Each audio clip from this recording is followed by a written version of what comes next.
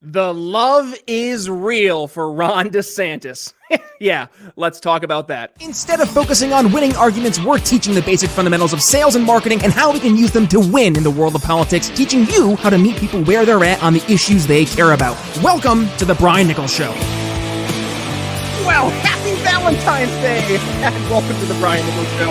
I am your humble host, Brian Nichols, joining you live here in our Stratus IP studios here in lovely Eastern Indiana. Don't let cyber attacks or outdated business technology put your company at risk. Learn more at briannicholsshow.com/Stratus IP. Yes, the love is real, and how fitting as we're recording here on Valentine's Day to talk about that love for one GOP presidential potential candidate in one Florida governor, Ron DeSantis. Now, we have already had Bob here on the show talking about the Ready for Ron campaign, but we're going to dig a little bit deeper today. Joining us from Ready for Ron, the executive director for Ready for Ron, Gabriel Llanes, joining us here on the Brian Nichols Show. Gabriel, welcome to the program. Ryan, thanks for having me.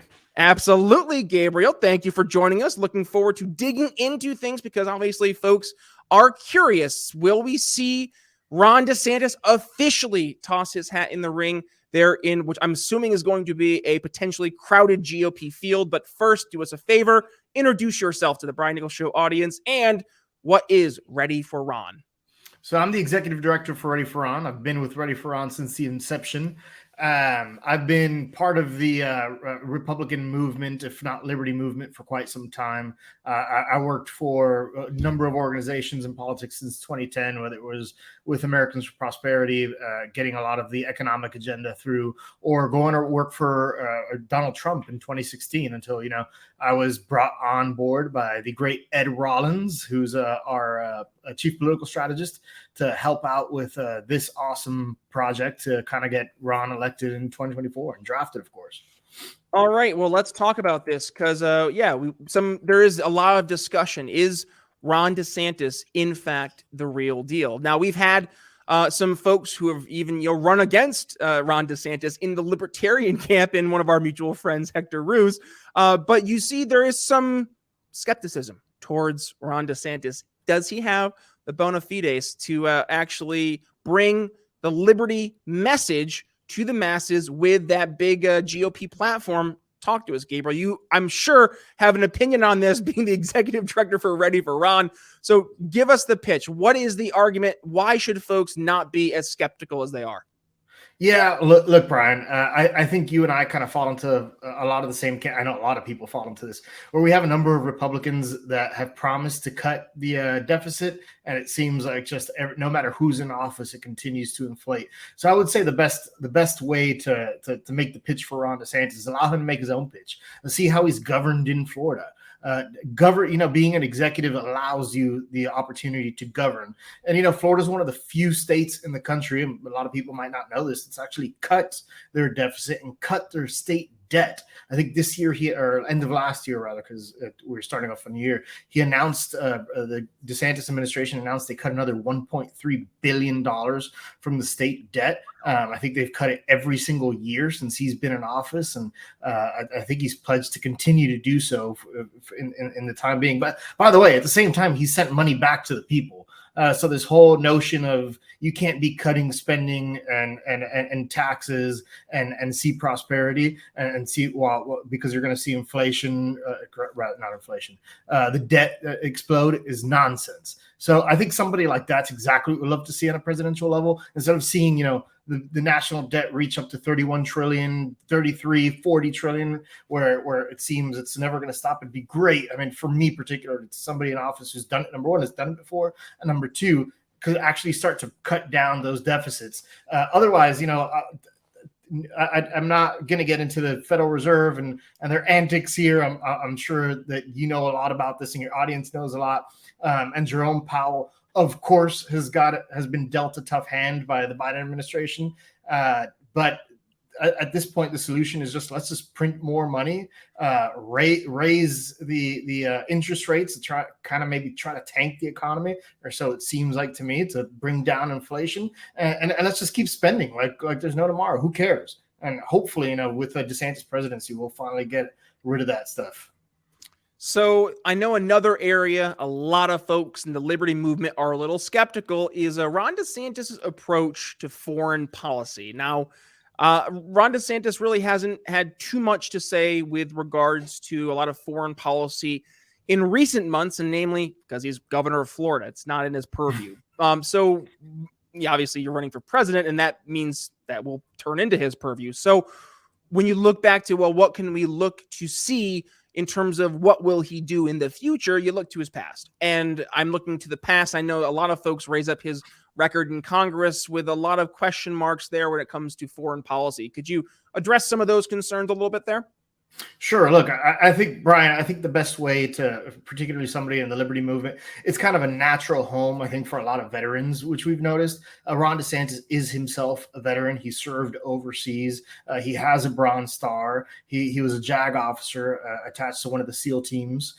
So I think when you have somebody who's a veteran who served overseas, they're going to be much more careful about how they wield not only the military, but our power overseas. You see currently what's going on in Ukraine. Unfortunately, it seems like nonstop money sending over there, whether it's in equipment or cash itself. And unfortunately, it's incredibly dangerous. We don't know what this is going to manifest into.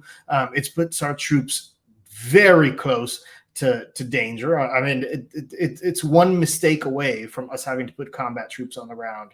And that's far more than we want to see, not just far more than anybody would want to see. Not that we're not getting weary of continually sending the money over there, but having a veteran in office is always going to be much more weary about using that manpower, putting American troops, men and women, in harm's way. And that's why I think Ron DeSantis would be a phenomenal president, particularly when it comes to foreign policy. He's served on the ground. He knows how difficult it is to put troops in front of, to have actually people, and to be himself in harm's way. And I think he'll be incredibly careful about how he wields that. So I was over on Tim Pool back in March of last year, and when I was on the show, the topic of conversation was down in Florida, the so-called Don't Say Gay bill, which I think the actual name was the Stop the Sexualization of Children Act. So you saw there was an absolute attempt by the corporate media to direct a narrative, and the Democrats to direct a narrative.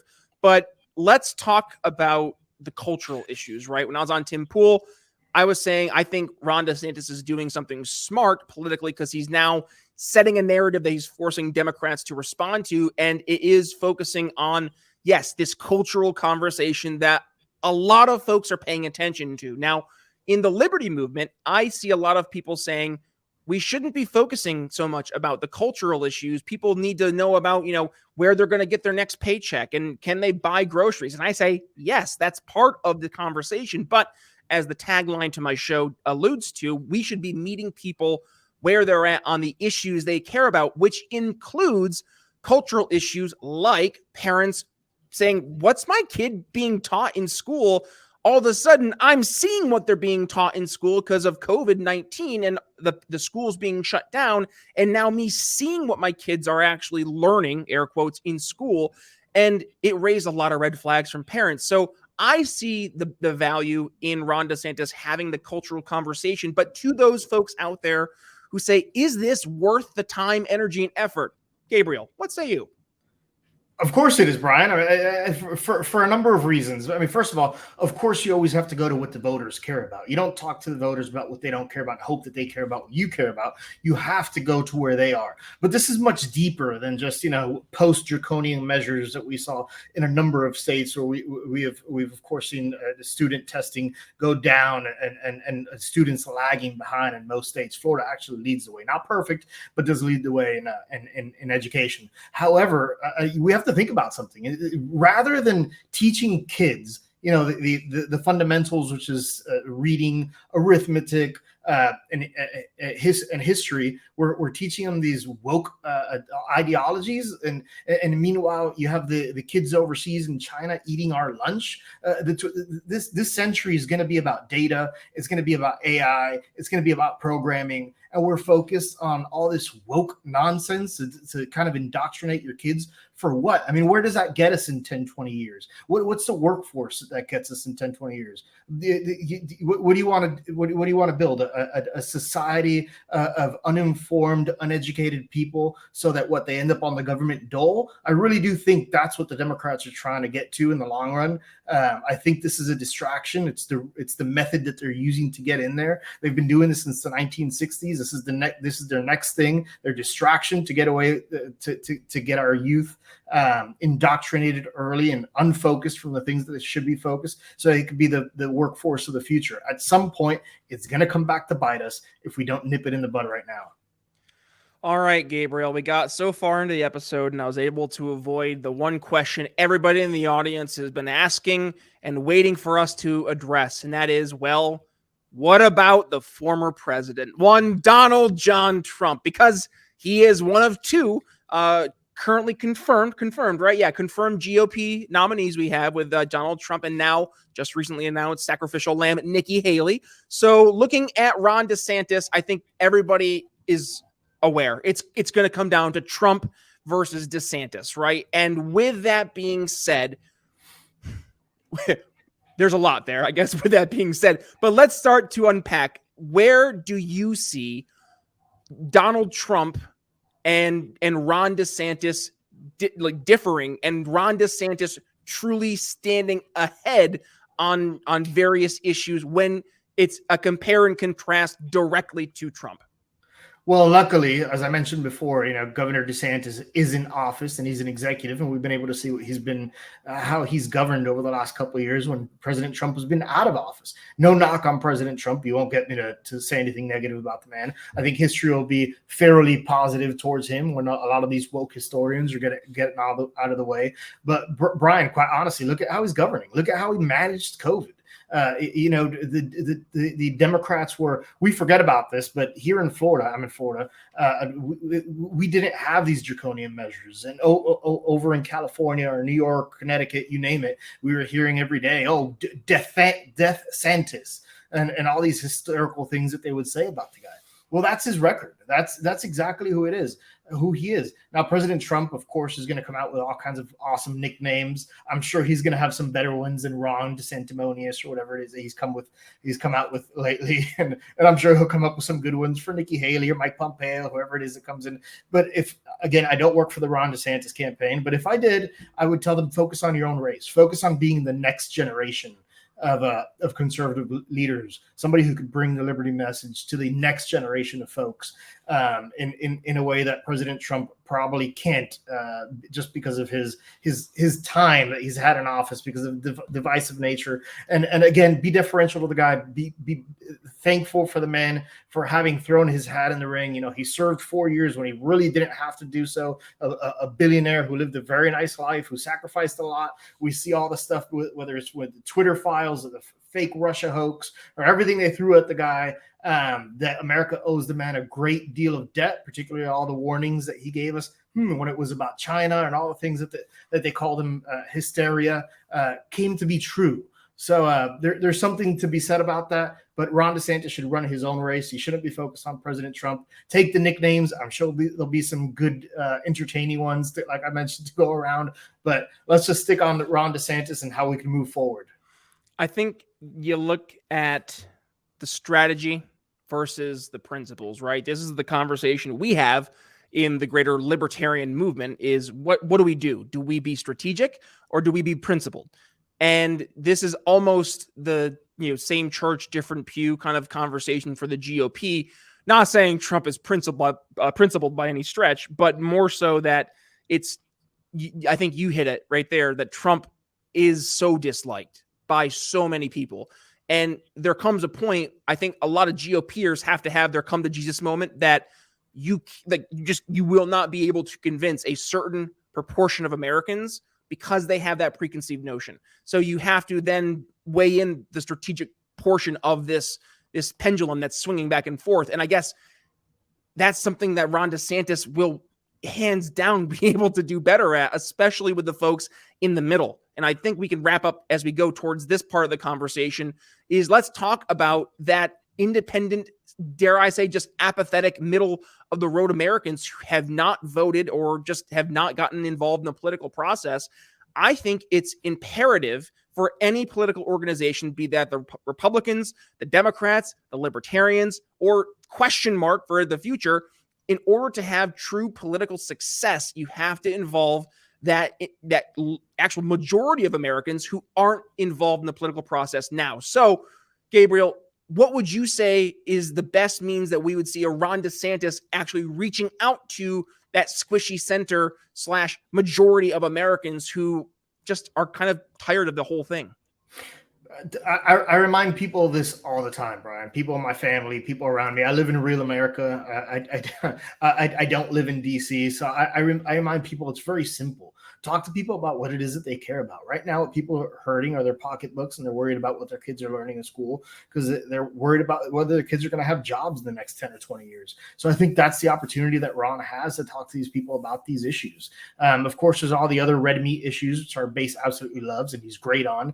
But simplify. I mean, you talked about the liberty movement. I think some of us in the liberty movement get bogged down a little bit too much in the weeds of things when we start talking to people about maybe fiat currencies and the gold standard and things of that nature, which I absolutely love. But the average American, people are not picking up books and reading about this stuff as much as I wish that they would.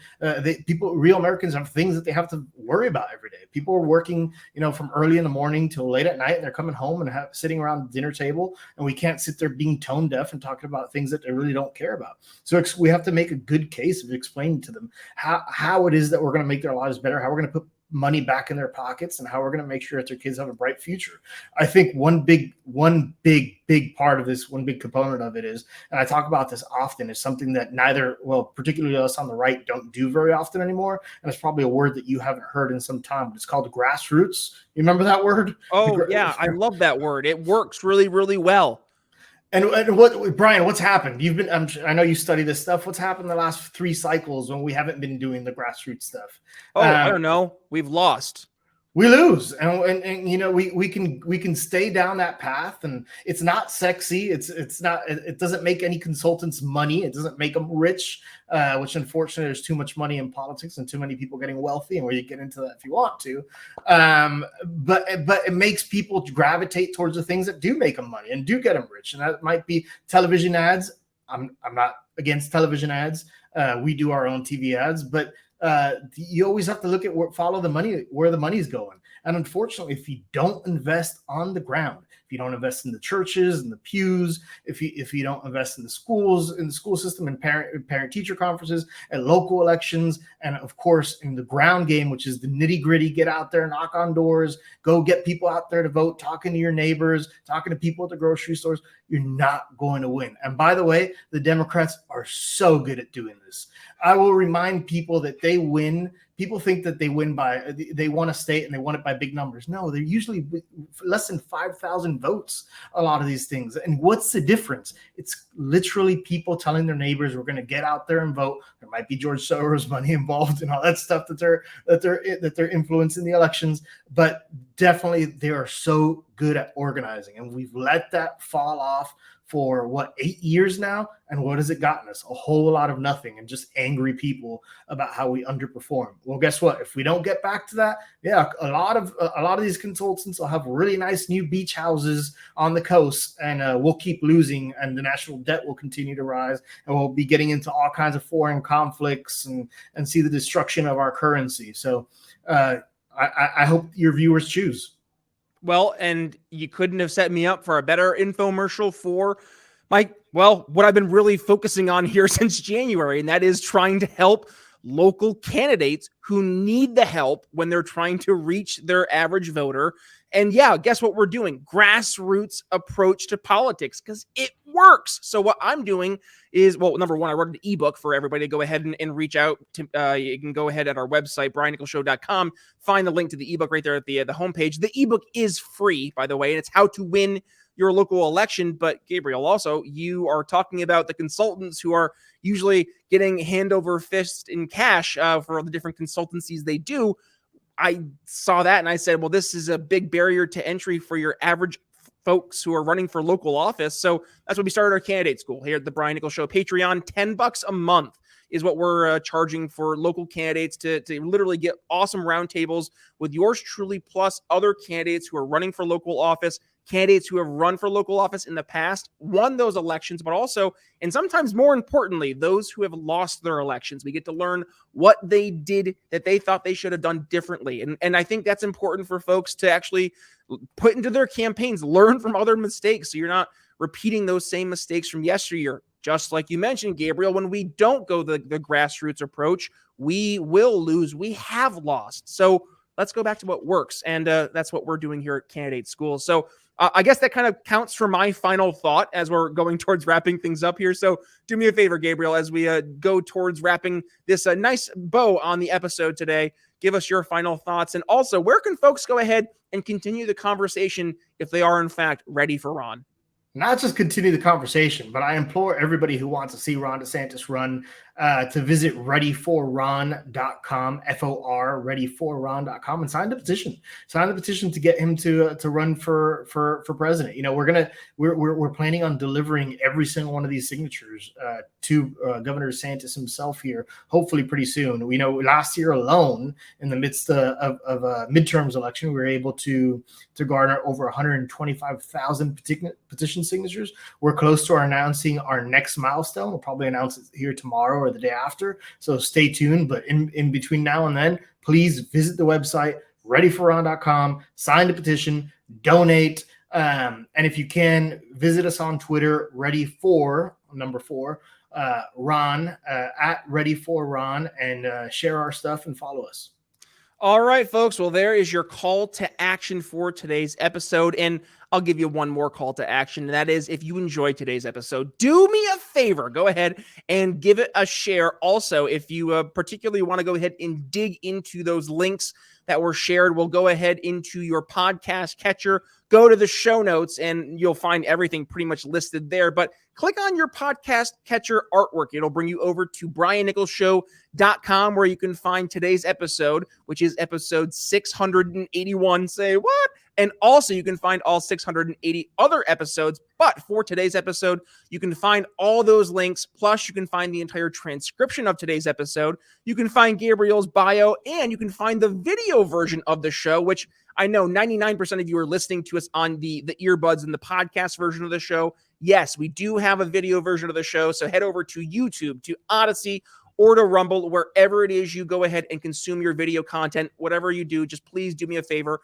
and hit that little notification bell and subscribe button so you don't miss a single time we go live. And by the way, if you are joining us here on YouTube, well, YouTube's going to go ahead and give you a little video right here somewhere. I think, actually, no, it's going to be right here. That's better. And it's going to be yesterday's episode where we sat down with Fred Carey, who is a business expert, and we talk about fundraising because, Gabriel, I'm sure you're aware, right? It's tough running for office, and that means that you often need to have some funds available in order to do so. So how do we raise those funds? Well, he's a fundraising expert. He's going to tell us what he learned in the business world and how we can apply it to the world of politics. So I will see you guys over there to continue that conversation. But with that being said, we're going to sign off for today. So it's Brian Nichols signing off here on the Brian Nichols Show for Gabriel Llanes. We'll see you tomorrow.